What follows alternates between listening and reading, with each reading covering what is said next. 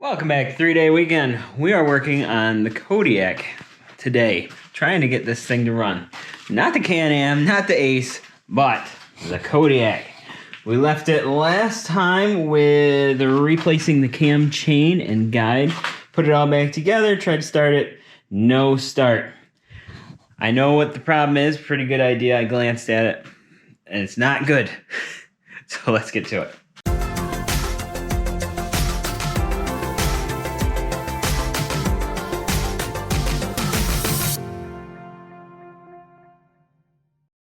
After the last video, I was feeling pretty defeated.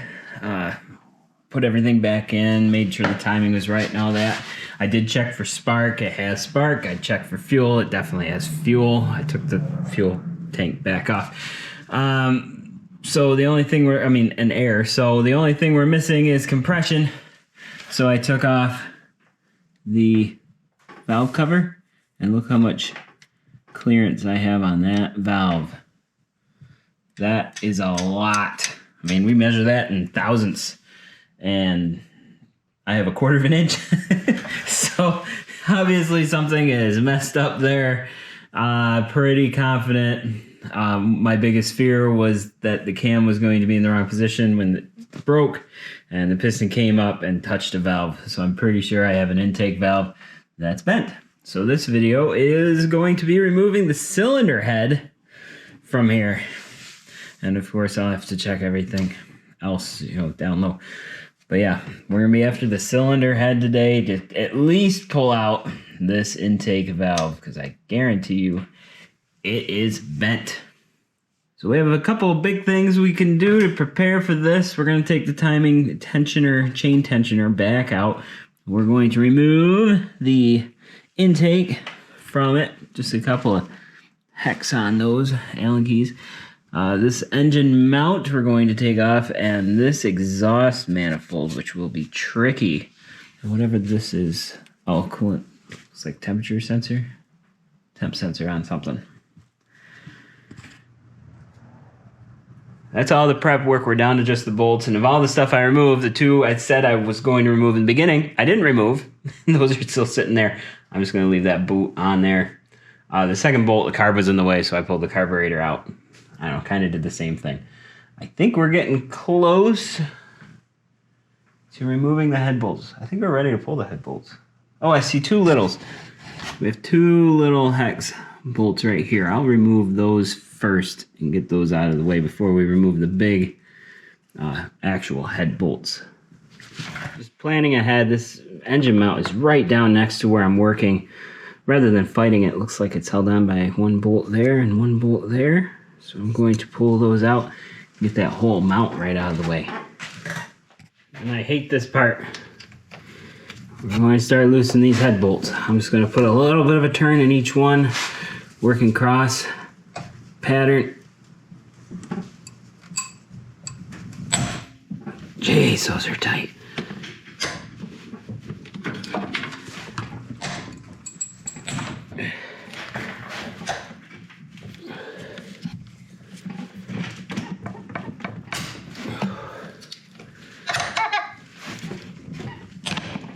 There she goes.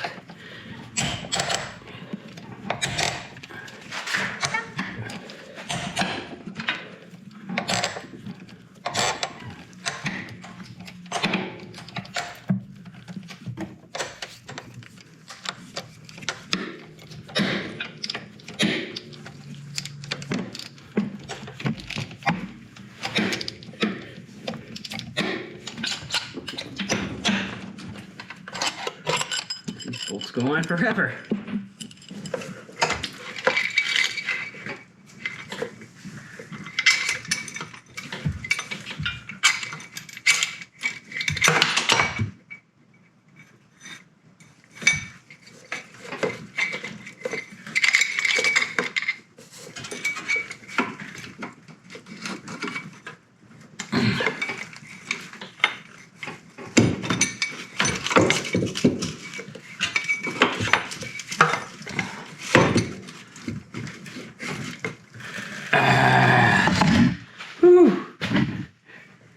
Oh yeah, that valve is way off. Dang. Oh my gosh, can you see that gap? That should be seated like that guy. Nope. Yeah, the piston definitely came up and said hello. Whew. Alright, well, there's our lack of compression. We found it. Man, looks like one hit. I don't know. What do you think on that? Definitely would have put a lot of stress on the pin and everything. I think we should pull the cylinder. Let's pull the cylinder. That way we can check everything nice. Let me find a nice clean place to put this guy. Cylinder appears pretty clear. I just see these two bolts holding this housing on for the coolant. So I'll pop those guys off real quick.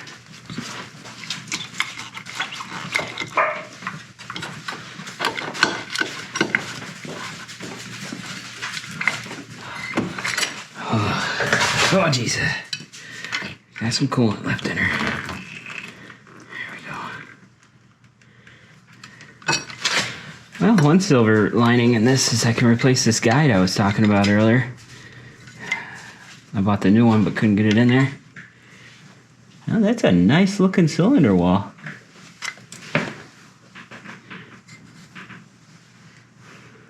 Definitely no issues with that. But looking at my piston, I have zero play. Up, down, left, right, nothing. It slides, which is perfectly fine. I don't see anything physically wrong with the piston. Now, if this were my machine, I would probably replace the piston. And since I'm in here, I would probably replace the cylinder.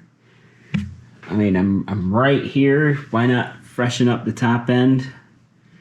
But I will leave that up to him. And we'll do whatever he wants to do. I might be able to get him to settle for just honing out the cylinder. And at least throwing a new set of rings. Maybe a new piston in there. I don't know. I'll see what he wants to do. But we definitely need to revisit that valve. Yeah, that valve is in bad shape. Look at it should be nice and pretty like that one. Huge gap in there. That's not good. Maybe I can get that valve pulled up. I'm running out of space. It's a problem. I have that machine torn apart. This one's waiting on parts. And I got that one waiting on parts. Everything is waiting on parts. And I'm running out of space. Now, I've never taken apart one of these before to get a valve out. But the rocker arm is in the way. I'm looking around how to take it apart, and it looks like maybe they're held on by these two bolts. There's little fingers that go down and hold on to the back side of the rocker. So I'm going to take those two bolts out and see if I can get the rocker out of the way. I can't get my valve compression tool on there unless I can get that rocker out of the way. This guard also doubles as a little stopper for the bolts so they can't back out. Yeah, those bolts fold down pretty easy.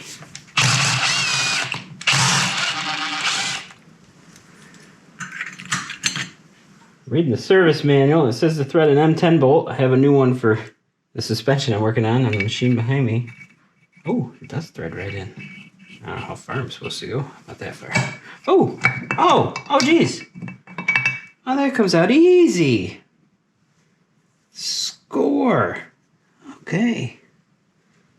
There's the cam. And it does not have a compression or a decompression, what do they call it? Centrifugal force, the decompression mechanism on here. What you see is what you get. Okay. Well, that was far easier than I expected it to be. Now with that out, will I be able to move this? Ooh. That's close. I think I can get in there. Maybe for a little extra space I could take this nut off. Yeah, let's just do that. Let's just do that.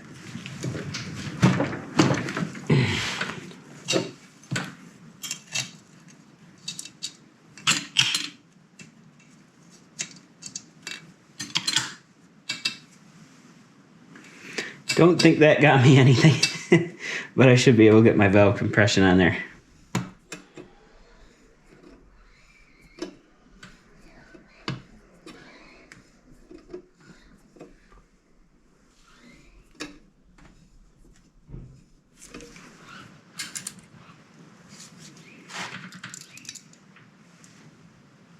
Okay, there goes the second one.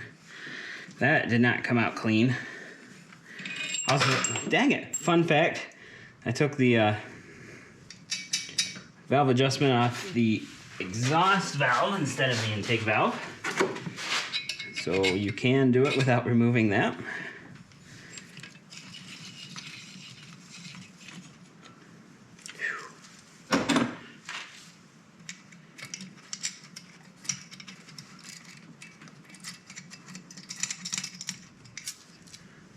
Got a pair of springs in there. Got it. Yeah, she bent. All right, I lost one of the little keepers somewhere. Oh, it fell right through. There it is. I'm gonna check the exhaust valve. Just make sure it's not leaking.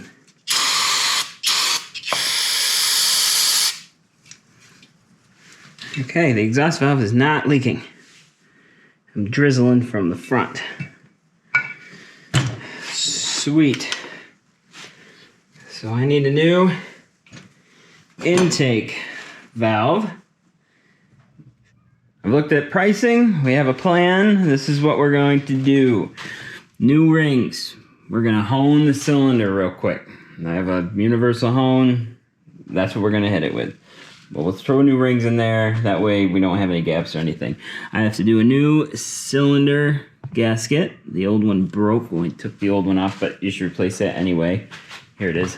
So that gasket on the bottom. I'm also going to grab a new O-ring. Might as well throw that on while we're there. We're going to put a new head gasket on it. We're going to throw new valve at it. Those bolts per the manual, I don't feel good about it, but they are reusable. So we're gonna run the old bolts in there again. Have a new lockdown,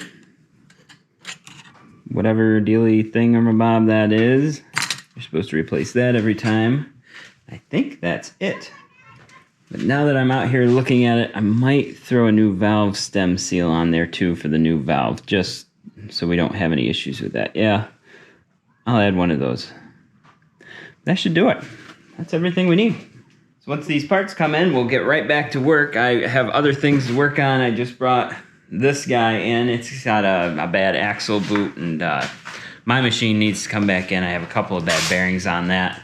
One of them just completely let loose. Total epic failure. Like what happened in Michigan. This happened again, so I have to bring that one in. So we're going to cut it here for today, but we'll pick it up when the parts come in, and the final episode we'll be putting it back together, and so help me, it's going to run.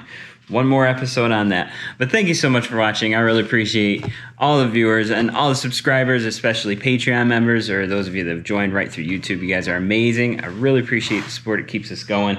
I hope you like these videos. It's fun to go out on the trips, but it's also fun to work on the machines. It can be frustrating, but very rewarding in the end, you know. But everything I'm doing on that machine, I'm throwing it in the Yak playlist for, it's actually the red Kodiak, but they're the same motor, so it'll work either way. So you can find those nice and easy. 4-part series ended up being, I believe. Yeah, so there you have it. But thanks again for watching, and I hope to see you back here for another video on 3-Day Weekend.